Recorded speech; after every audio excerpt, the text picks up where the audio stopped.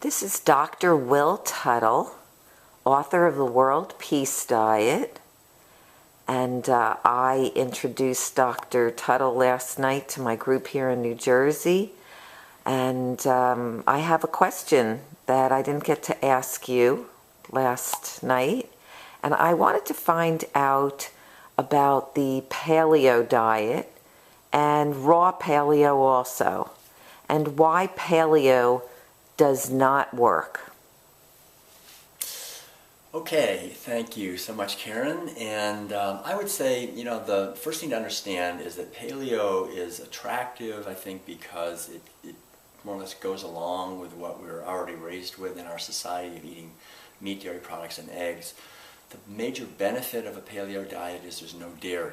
And as soon as you take dairy out of any diet, you're going to feel a lot better. So I think that's one of the main reasons people are attracted to the paleo diet, is because this is part of the philosophy is this is pre-herding animals and using dairy products, and so that's the main advantage. But there's enormous disadvantages. Obviously, the paleo diet essentially is a version of the Atkins diet, the low-carb diet. It's another iteration of that, and there's serious problems on every level. From the health point of view, you're bringing in a lot of animal-based proteins, which are inflammatory. This is well understood. They're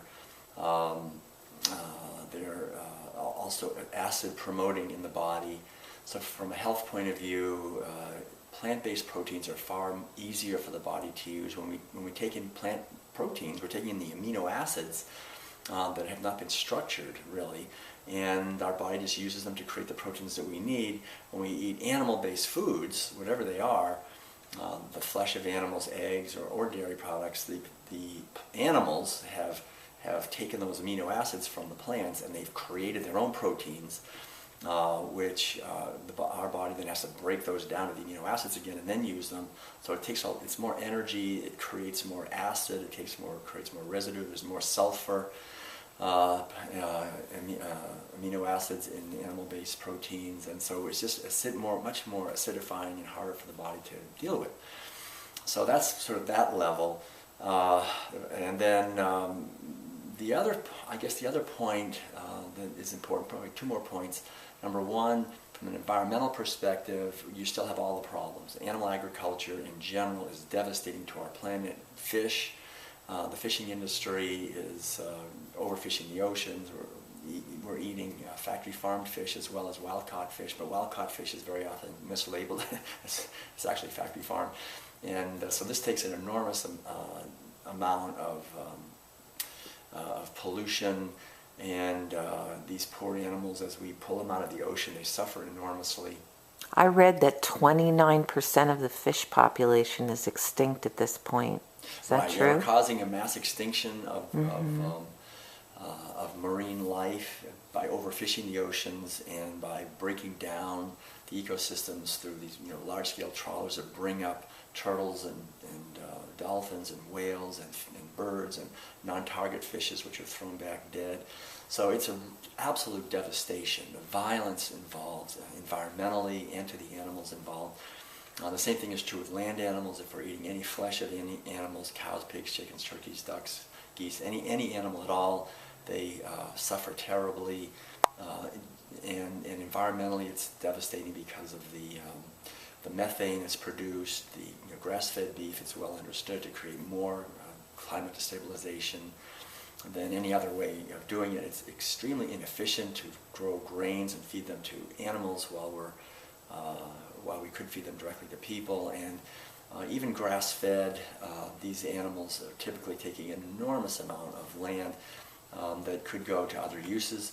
It's about 125 pounds of meat per acre, whereas we're talking about somewhere between 2,000 and 5,000 pounds of vegetables or fruits or nuts or grains and other, So it's just a much more efficient way to live is to eat the plant foods directly. And the other thing is that our bodies require no nutrients that we have to harm animals to get, right? We understand that animals don't create any nutrients. The nutrients come from plant-based sources. All the amino acids that create all of the proteins that are necessary for us, all of the essential fatty acids, all the lipids that create all the fats, all the carbohydrates which we need to really run our body. That's the fuel for our body. There's no carbohydrates in any animal food, basically. So there's no fiber, which is the most important nutrient that most people are missing. While people are so constipated, you don't get any of that in animal foods. And the vitamins are all created by plants. The minerals are brought up by plants. So really, we have to just question this indoctrination that we've all gone through, that we somehow won't be healthy if we don't stab an animal, and the underlying idea of, and it's inescapable, the horrible cruelty and violence and terror and fear and pain and suffering and misery and depression and so forth that these poor animals experience chronically, and especially at the point of death. And I remember, just as an example, when some people say, well, they're humanely harvested. I mean, first of all, you don't harvest an animal. They're stabbed, they're murdered, they're killed. And not only that, we don't know how it happened. And I remember a while back hearing about a small sort of boutique slaughterhouse in southern England where everybody had grass-fed, organic, free-range, cage-free meats and so forth. And the idea was that these animals are humanely raised and humanely slaughtered. And somebody did an undercover investigation into the slaughterhouse, and they just found absolutely the most horrific torturing of animals to death. Because basically when you pay people to stab and kill animals, you eventually, as the months and years go by, these people get very sadistic, and they're doing work that brings out the worst in them, and the animals don't cooperate, and so they just get very violent.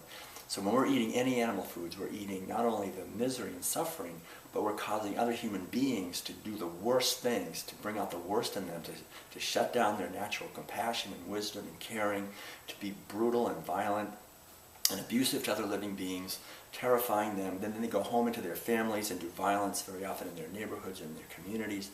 They're very often hungry.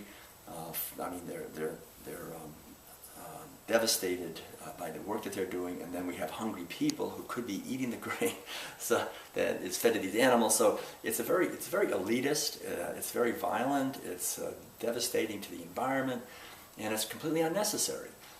We can get all the nutrients we need, as I said, from plant-based sources. I've been a vegan for 35 years. I mean, and I'm not the only one. There's so many people thriving on a plant-based diet. As Dr. John McDougall has said, people love good news about their bad habits. And I think the Paleo Diet is another iteration of that. We somehow think that if we can justify this by the illusion, this is what we always did, and that's a whole other thing. Most of the anthropology studies are showing that people did not eat diets that were high in meat. People have always basically eaten primarily plant-based foods, gathering much more than hunting. So we can question these stories that are so devastating to our own health and also to animals and future generations, hungry people, slaughterhouse workers, ecosystems, the oceans. Everything is calling us to a plant-based diet for health, for freedom, for joy, for abundance. That's really the way to go. Thank you so much, Dr. Tuttle. You're welcome. Thank you.